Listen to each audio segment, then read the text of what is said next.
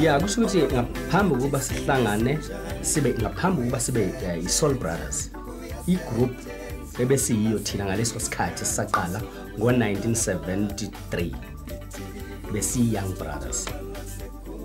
Saqala si Young Brothers, that time bekunzima because beyisikhathi se-apartheid. Bekunzima ngaleso sikhathi because besingakwazi ukuyodlala ema-town hall. Bebengavumi all together.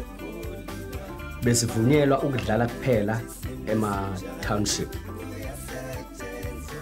Well, saqhubeka sidlalela imishado, sidlalela ama-party.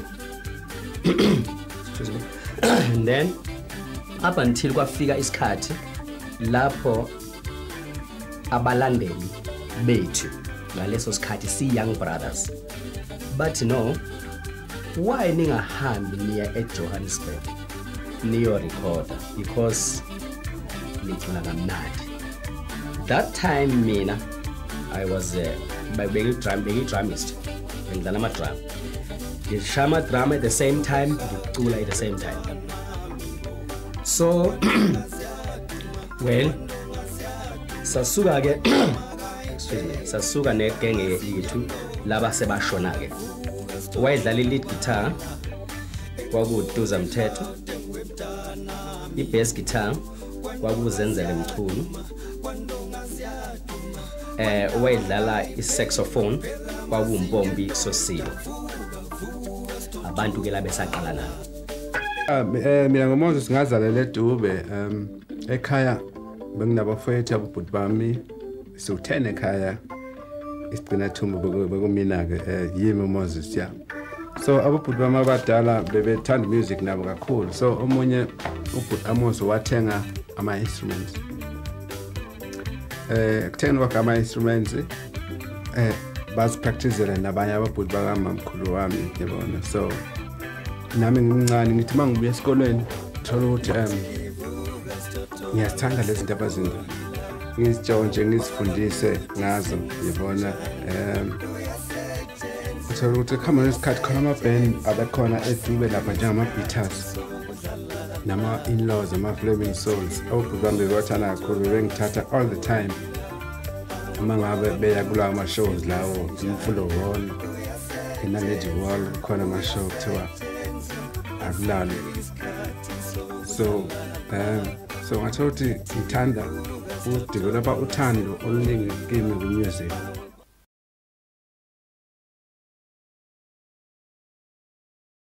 Yeah, kusho ukuthi uyazi phela amaZulu ayahlekisa because amaZulu nje ane culture yawo nje.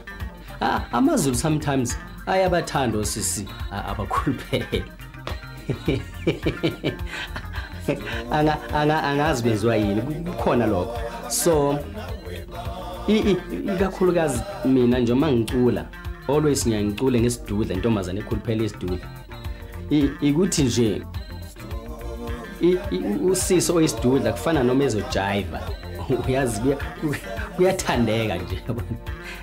So kusho ukuthi nje nanokuthi ke amaZulu ayabathanda usisi abakhuluphele, abanye bazi bathanda ukushada nabantu abakhuluphele because asifanani, khona abathanda izidudla. Mina ngiyangicule nje ngezidudla ngoba ngisuke ngiculela labo bantu abathanda izidudla. Sangena ke egalo lapho umthetho wethu besidlala i-soul music, bengakabi iwona umbhaqanga proper lena siwudlala manje, bekuyi-soul music. Ingoma zakhona ngisazikhumbula ezinye, sala sithandwa sengiyahamba lawo mazwi engiwasho kuwe, lezo zinto lezo esasiyiqula that time.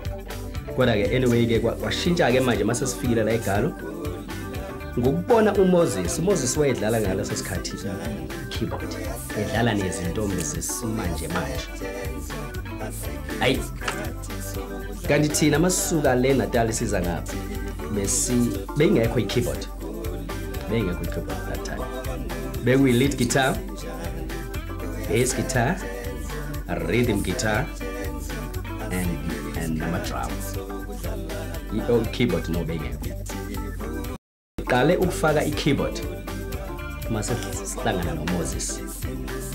All together ke yabe liyashintsha ke manje lo music wethu wangena umbhaqanga omnandi akwangaba kusaba yona i-soul music. And then negama lethu lashintsha saba i-Soul Brothers. Laqala lapho leli gama.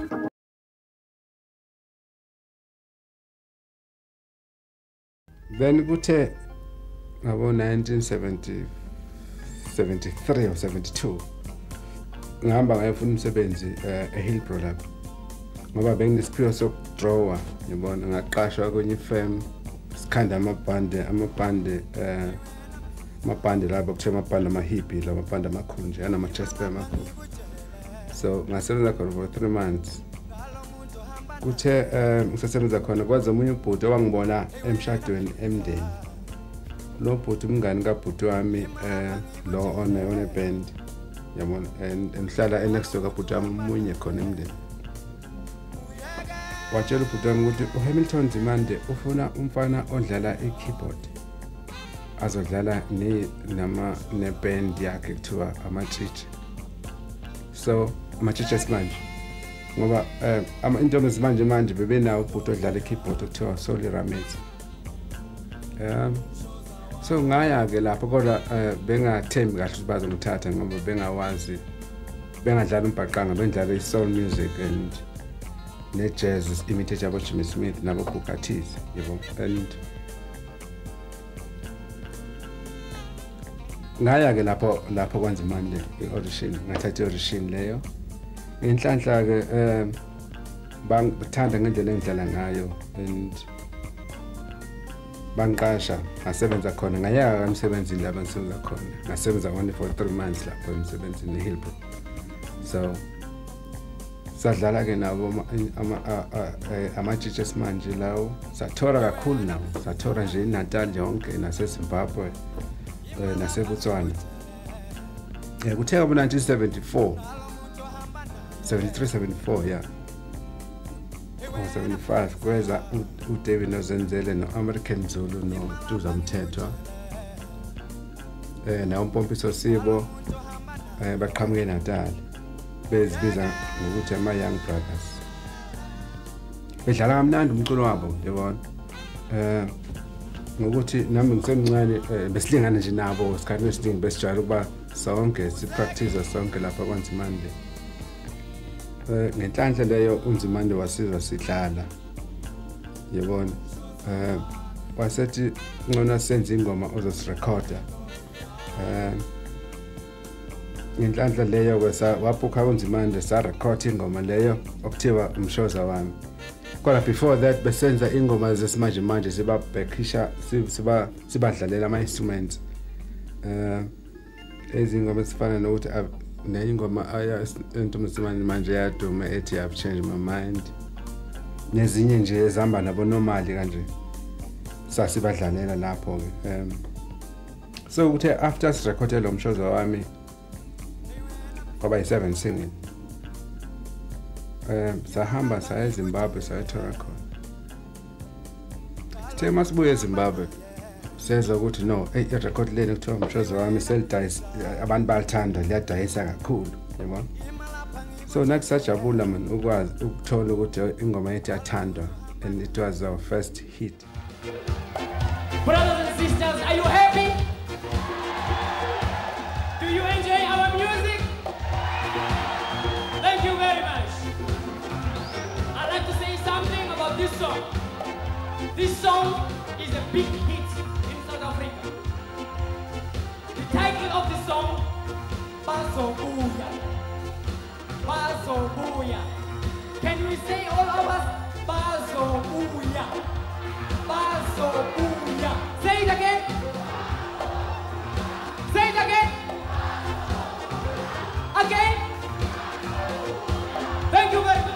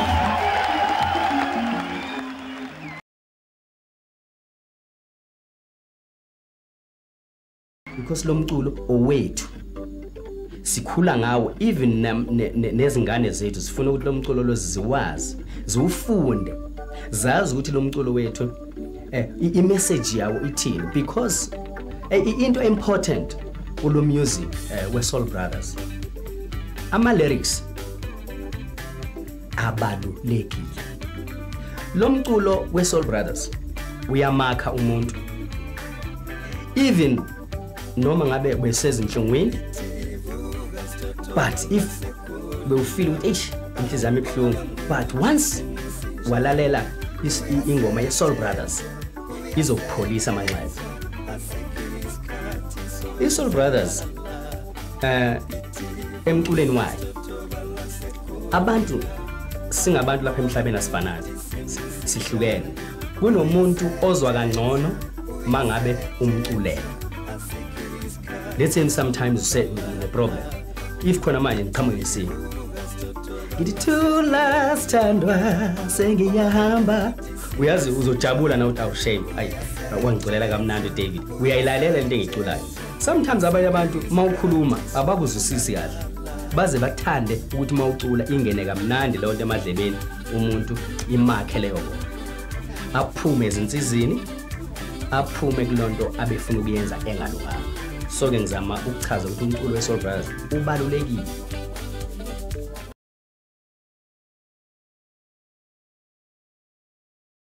Abaningi baye bemangala ukuthi yini ugandaganda. Kahle kahle ugandaganda ngesizulu ugandaganda, kanti ugandaganda i-tractor ngesilungu, i-tractor. So ugandaganda yinto ene-power, ugandaganda unamandla, ugandaganda udlula la kungadlulwa khona. Manje thina why sizibiza ngogandaganda? Because kulo music wethu we Soul Brothers sine power, sina 30 years manje sikulo music, selokhe asiphansi siya phezulu. That's why sizibiza ugandaganda. Ekwenzeni kwethu ingoma khona kunzima, kodwa kuba mnandi ngendlela esenza ngayo, ngoba manje ekhaya ngine-studio sami nama-instruments lawa enginawo, sihlale siwasebenzisa njalo mas record. Thina mas record all the time, senzela yonke into ekhaya la ngihlala khona, ngoba kula sikwazi ukuchecka khona zonke izinto kahle, ama-demos enginawo. Kuyenzeka nje usho ukuthi njengoba lento ngihlala nazo ekhaya, nokuthi njalo uma spare time ngihambe ngiyodlalela nje i-experimente ngezinye izinto, okanye ngilalele eminye inhlobo ye-music like ngithanda kakhulu i-gospel. Ngibuye ngilalele futhi iy'ngoma zesintu, yabona iy'ngoma zasemakhaya kanje, izona ezinginika ugqozi ukuthi ngikwazi ukukhanda imelodi kakhulukazi eyesintu yale organic indlela manje. Okuningi ngithatha vele emusicini wabantu njenge-gospel namazayoni, amakhwaya, ngiyabona nalabo bacula ingoma zasemakhaya abagidayo nalabo bashaya inkostina kanjalo. So nginosithatha lezi zinto ngizirekhode ngizifake mhlawumbe emaphathethini ukuthi makufika isikhathi sokuthi senze album. David nozenzeni nabo sicela uma uyofika ngibadlalela zonke lezi zinto engazenzi. Sometimes uziba 20 or 25 or 30, ngiyabona, kodwa uma ngibadlalela kusho ukuthi so-choose-a ukuthi no, lese sisebenzise lenge, sisebenzise lese, sisebenzisa lenge, sisebenzise until kuze kube mhlawumbe lezi 15 kanje, 15 or 14, bese siyazenza zonke-ke, and silezi practice siba mhlawumbe na inyanga or 2 months sizama ukuzihlanganisa zonke lezi zinto ukuthi ziyosebenza na. So that bese sikhulumisana neGallows batsho ukuthi no, sesiredi manje, sifuna iy'nsuku ezingaka e-studio. Basibukheleke e-studio size njengoba se-studio njengamanje senze i-album yethu ka-2002. Well, asikasazi isihlobo njengamanje soba yini, kodwa imnandi kakhulu, sithemba ukuthi abalaleli bazoyithanda. ixube into eziningi futhi sizame ukushintsha okunye okuncane yabona ngengikusho manje kodwa abantu abalaleli bazokuzwa mangabe request eliphumile. So ile ndlela esenza ngayo masikhanda ama-record all the angithi yonke le minyaka indlela esenza ngayo siqala ekhaya siqala namantembu lawo ngiyenzile sisehlanganisile.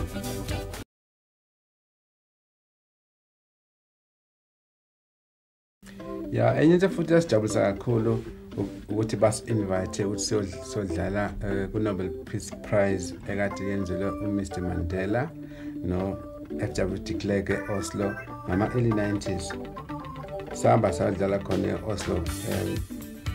Kwasijabulisa kakhulu nathi lo ukuthi sibizwe ku-function efana nalena nokuthi futhi sodlalela abantu base-Oslo. Siphinde saya futhi phesheya kulona kuphelile sihamba noThembi ocula isiNdebele noPhuze Khemisi. Nakhona kwaba kuhle kakhulu saqala eFrance sasuka eFrance sadlala eGermany. Saphinde sabuya sazala ekhaya futhi yabona. So sengisho ukuthi into ezifana nalezo zibaluleke kakhulu emculweni wethu nakuthina nje as ama-musicians adlala lo mculo lo sohlala. So-ke siyafisa ukuthi lo mculo ungapheli, siphile impilo ende, abasithandayo basithande njengoba nathi siyohlala sibathanda ngaso sonke isikhathi. Kuyangijabulisa kakhulu lo ukuthi lo mculo esiwenzayo uthandwe abantu abacula enhlobo music njengo-Lucky Dube namanje o-Ray Perry nabo bonke labo abaculayo banokusho nje ukuthi hey madoda lo mculo emnandi and bambelelana lo mculo ningawushintshi ngoba umculo wethu wala ekhaya. Sengisize nabanye futhi khona nebhendi ngekhohle iTananas nayo idlala umculo wesilungu kodwa bacela ukuthi basize kubadlaleli. So ngiyajabula kakhulu ukuthi sajabula nje as ukuthi sibe nabantu abasithandayo abadlala enhlobo yomculo ongafani nalo wethu. So-ke kusho ukuthi-ke thina sizoqhubeka ngalo music we-Soul Brothers, ngeke size siwuyeke up until size sife. Ngeke siwuyeke, ngeke siwuchange futhi, ngeke siwuchange. So hlale nje siwenze futhi asixwayanga-ke ukuthi maskini asifu amanye ama-group ezayo la kuthina kwi-Soul Brothers. Noma ngabe ungadlala ikwaito or udlala house music or udlala what yonke music okhona uyeza kwi-Soul Brothers, siyayiwazi yonke lo music thina. Hayi ukuthi ngeke siwudlala, singawudlala, but sisticka kulo music wethu because abantu abaningi basazi ngalo umculo we-Soul Brothers wethu. So asifuni ukuthi si-confuse abantu, that's why sisticka kulo mculo wesizulu. Not ukuthi ngeke singahluleka ukudlala omunye music, singawudlala omunye music kakhulu, but nje sifuna ukuthi amalandeli bethu bahlale besithanda, bahlale besazi ukuthi sikusimi kuphi. So-ke right manje-ke sisasebenza saqhubeka nomculo njengoba senze i-LP entsha nje manje naMoses sibhizi ngayo kodwa izophuma nje kungekudalanga. Ngingathi lokho kuphela. Yabona le album yethu esinayo esiyenzile manje ngathi ihlanganise kakhulu le gospel izinto eziningi. Hey mana izoba mnandi kakhulu. Yeah, but ngifuna ngitshele lekhile usizoba right in for the gospel there. All right. Eta. Yeah, izoba. Yeah. Yebo ngiyavuma, yebo ngiyavuma. Yeah, you're right. Right. Yeah, no, you're right. Okay. Yeah. Yebo ngiyavuma, yebo ngiyavuma. Yeah, right. Yeah,